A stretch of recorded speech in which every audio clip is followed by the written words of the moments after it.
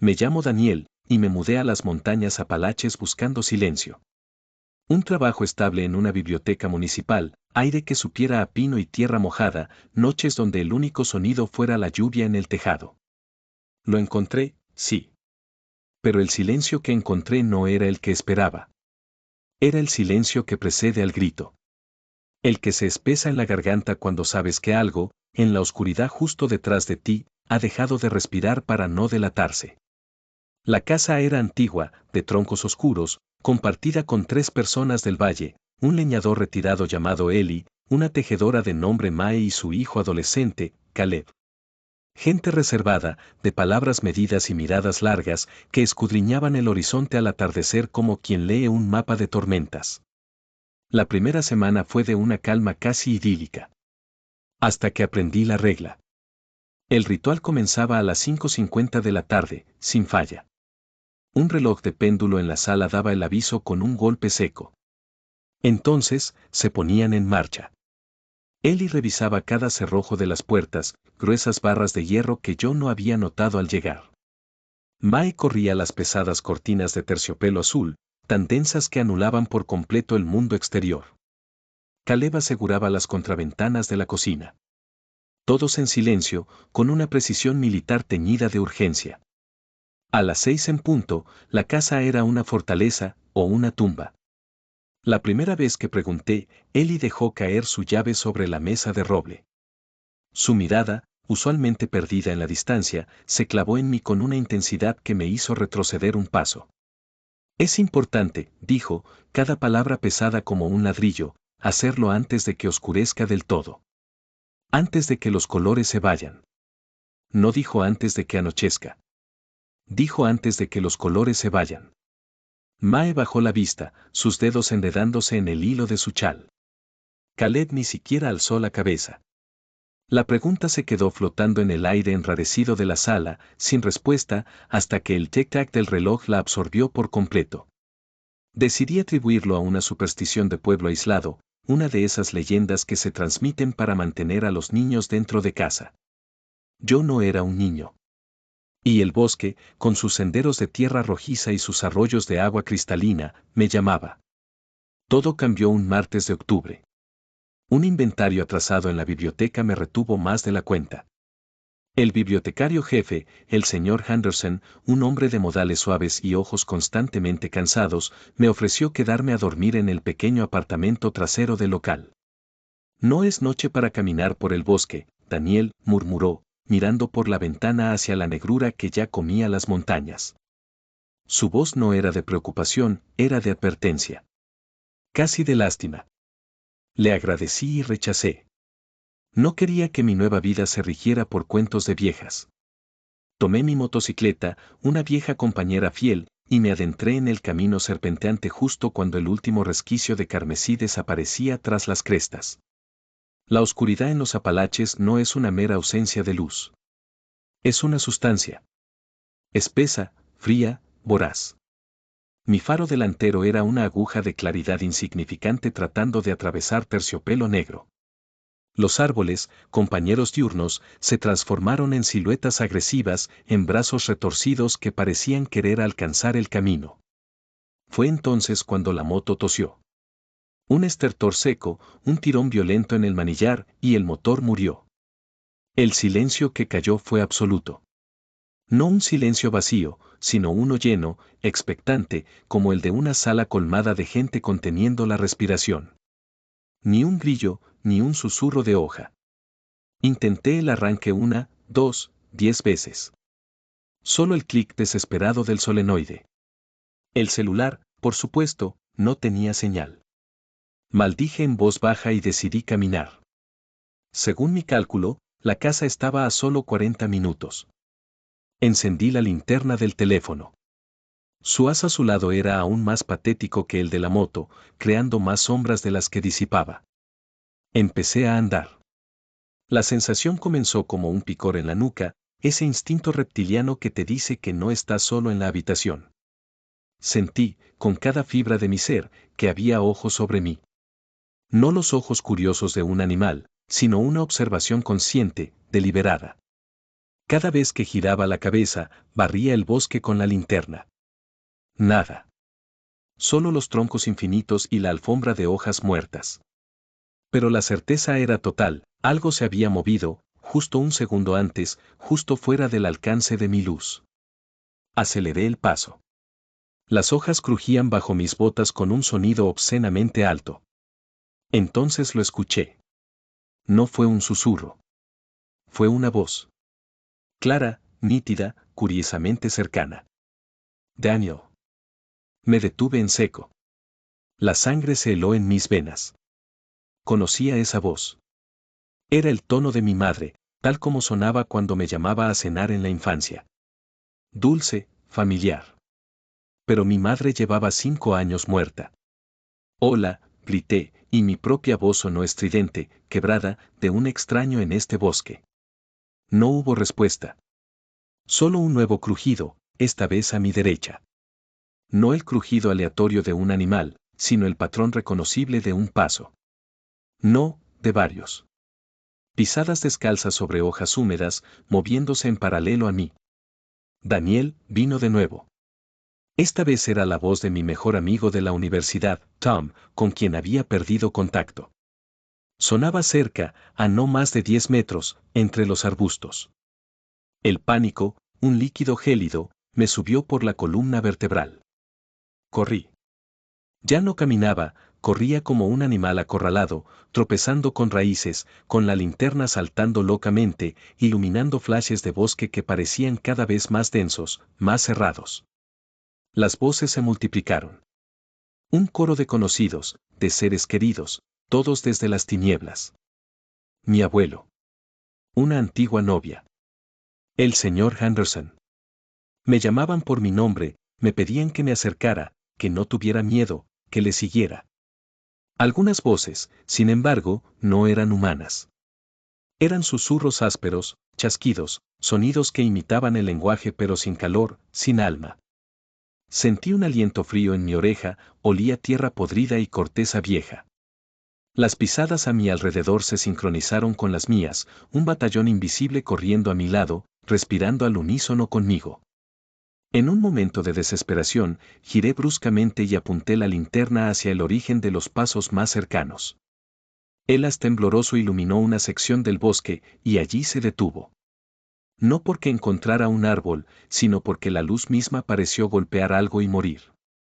Como si una pared de oscuridad absoluta la absorbiera. Y en el borde de esa mancha de negrura impenetrable, vi una forma.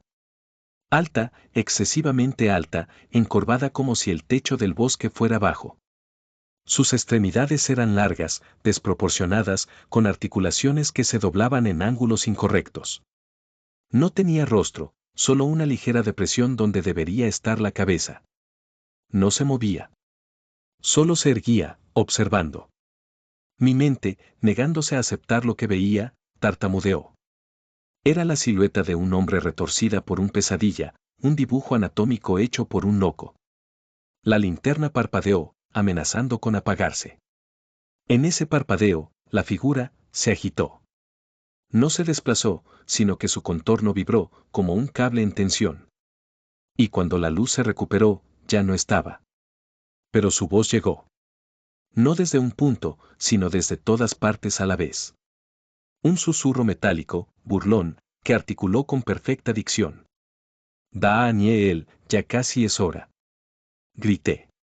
Un grito desgarrado, primitivo, que rasgó el silencio opresivo.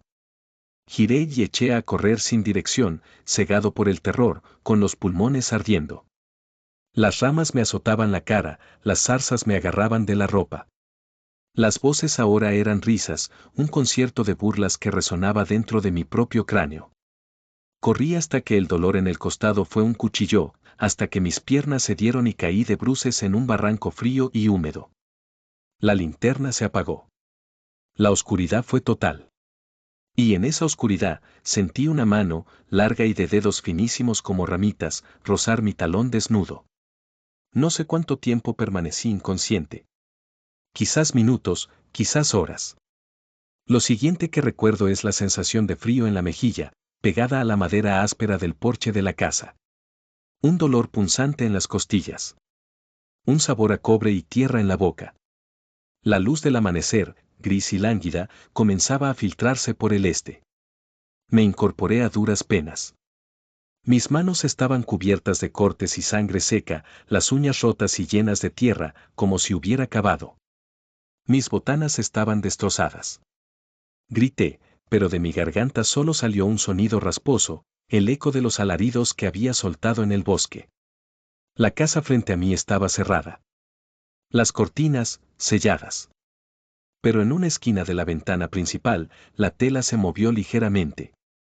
Una figura estaba detrás, observando. No era la curiosidad de quien ve llegar a alguien, era la tensión de quien verifica si lo que llama a la puerta sigue teniendo forma humana. Golpeé la puerta con los nudillos magullados. Soy yo, Daniel, Abraham. Mis palabras eran apenas un croar. Escuché el ruido de las pesadas barras siendo desplazadas, uno a uno, con lentitud. La puerta se abrió solo un palmo.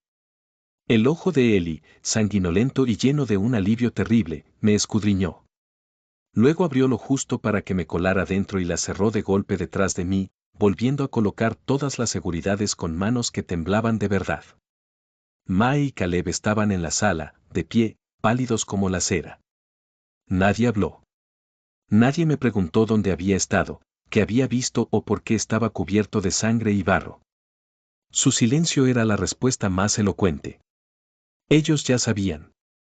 O sabían suficiente. Mae se acercó y, sin una palabra, me limpió la sangre de la cara con un paño húmedo. Sus dedos temblaban. Caleb no podía mirarme a los ojos.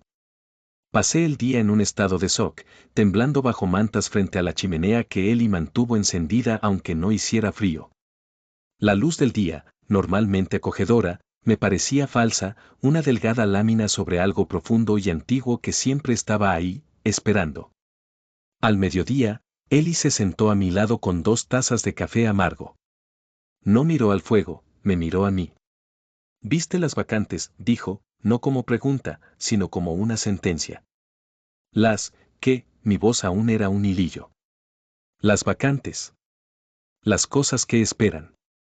Los que se quedaron cuando los colores se fueron. Tomó un sorbo.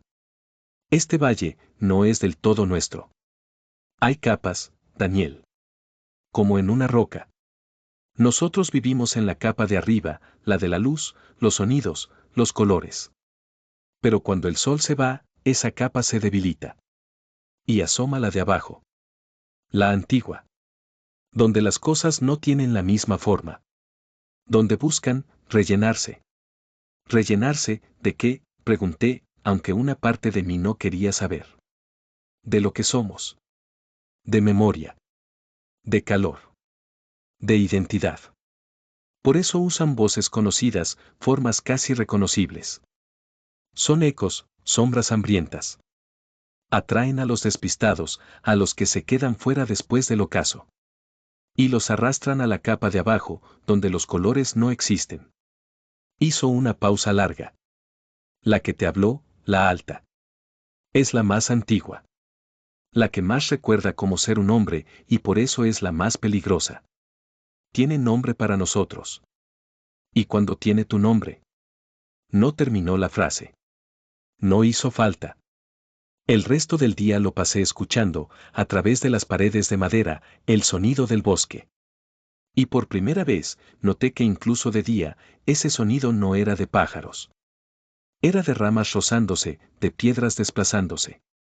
Como si algo enorme se estuviera moviendo con pereza, dando vueltas, esperando a que los colores se desvanecieran otra vez. Esa noche, el ritual de las 5:50 fue diferente. Yo no era un espectador. Era un participante. Mis manos, aún vendadas, ayudaron a correr las cortinas. Aseguré los cerrojos de mi habitación con una dedicación religiosa. A las 6 en punto, sentado en la oscuridad de la sala solo iluminada por el fuego, entendí. No se trataba de encerrarse de los animales salvajes o de los ladrones. Se trataba de no ver. De no ofrecer una grieta por donde ello pudiera mirar hacia adentro. De no tentar a las cosas afuera con el calor de una lámpara o el movimiento de una sombra. Eli encendió una lámpara de aceite. Ahora, susurró, ellos saben que estás aquí. De verdad. La Alta te ha nombrado. Eso no se olvida. Pregunté, con un hilo de voz, por qué no se iban de ese valle. Mae, desde su mecedora, respondió mientras tejía con nerviosismo. Algunos lo intentaron. Las carreteras, de noche, dan vueltas. Siempre vuelves al punto de partida, si es que vuelves. El valle se pliega sobre sí mismo cuando oscurece. Y los que se fueron de día, dicen que la extrañan. Que escuchan sus nombres en el viento de la ciudad. Y acaban regresando. O algo regresa por ellos. Fue entonces cuando Caleb, el adolescente siempre callado, habló por primera vez del tema. Miró directamente al fuego, su rostro joven envejecido por una sabiduría triste. Mi padre, dijo, y la mecedora de Mae se detuvo en seco. Se quedó fuera una noche. Intentó llegar a casa desde la mina. Solo encontraron su camioneta, con el motor encendido y la radio a todo volumen. Las puertas abiertas. En el barro, había huellas. Grandes. Y otras, pequeñas, descalzas, como de niño. Rodeando el auto. Se tragó el nudo en la garganta. A veces, de noche, mamá y yo escuchamos golpes en la ventana de su antigua habitación. Suaves. Y una voz que dice, Caleb. Caleb, estoy frío. Déjame entrar. En la voz de mi papá. Un silencio espeso llenó la sala. El fuego crepitó. Y afuera, como en respuesta, un gruñido profundo. Pasaron semanas. Me convertí en un experto en el ritual del ocaso.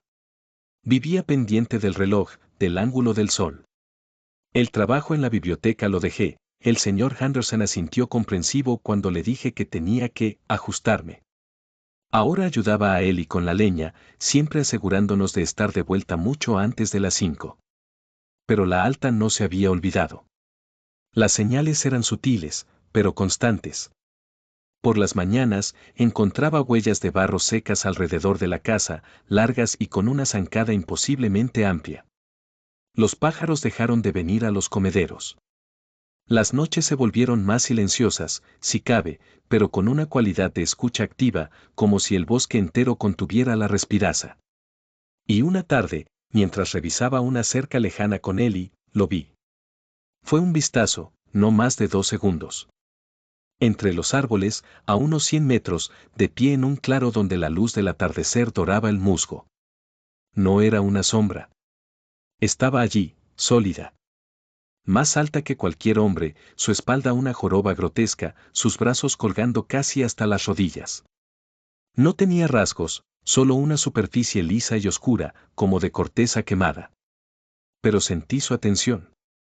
Un foco de frío y avidez que me traspasó. Ellie lo vio también. Me agarró del brazo con fuerza de hierro.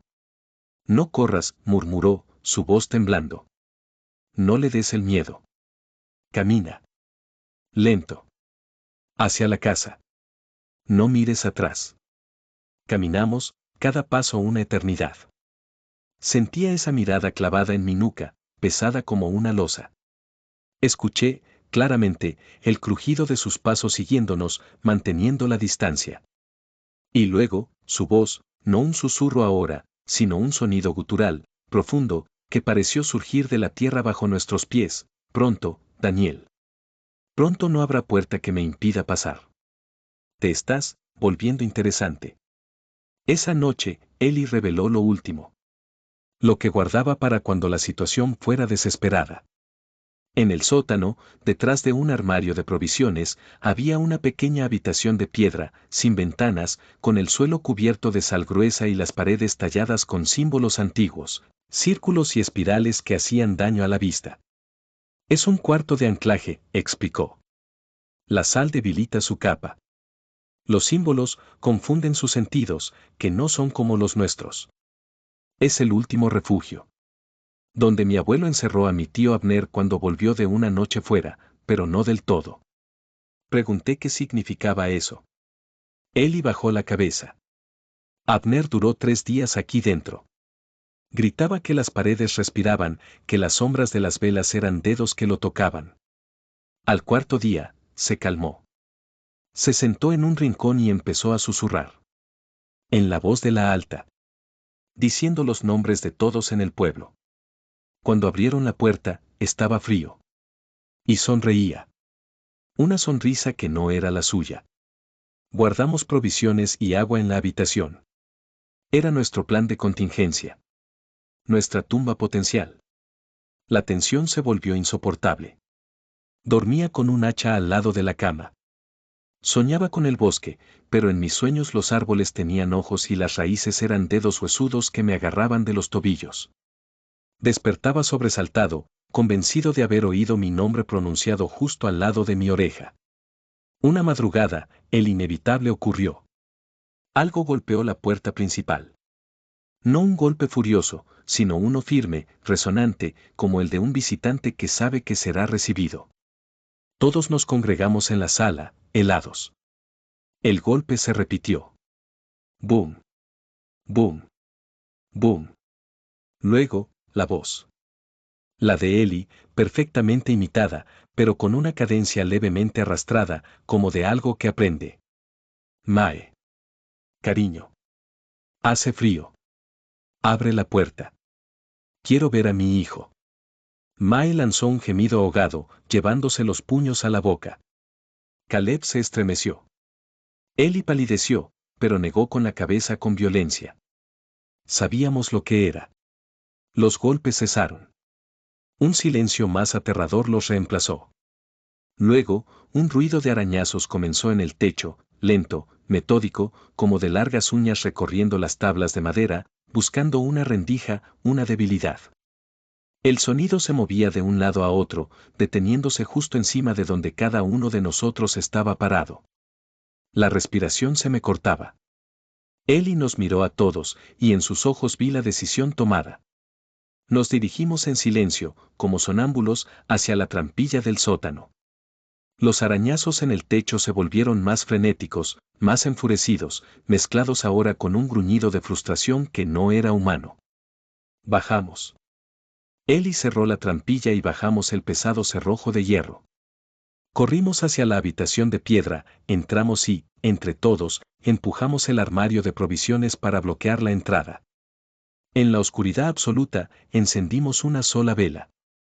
Su luz bailaba sobre los símbolos en las paredes, dándoles una vida inquietante. Entonces lo oímos. No arriba. Aquí. En el sótano. Un arrastre lento, pesado, sobre la tierra. Se detuvo al otro lado del armario. La respiración se nos heló en los pulmones. Una voz habló. No la de un ser querido esta vez. Era la voz propia de la alta, ese susurro metálico, húmedo, que parecía formarse a partir del roce de las piedras. Daniel, dijo, y mi nombre sonó como una sentencia en la oscuridad. Los colores se fueron para ti hace tiempo. Lo sabes. Te sientes, en gris. Un golpe suave en el armario, como si apoyara la frente contra la madera. La puerta es solo madera. Los símbolos, solo rayas. Yo soy más antiguo que el río. Tengo tu nombre. Y tengo hambre. Escuché a Mae contener un llanto. Sentí la desesperación de Caleb. Eli rezaba en voz baja. Y yo, mirando la vela, vi como su llama, sin corriente de aire, comenzaba a inclinarse. Hacia el armario. Como si algo la estuviera aspirando. La oscuridad a nuestro alrededor ya no era ausencia de luz. Era una presencia. Y tenía mi nombre.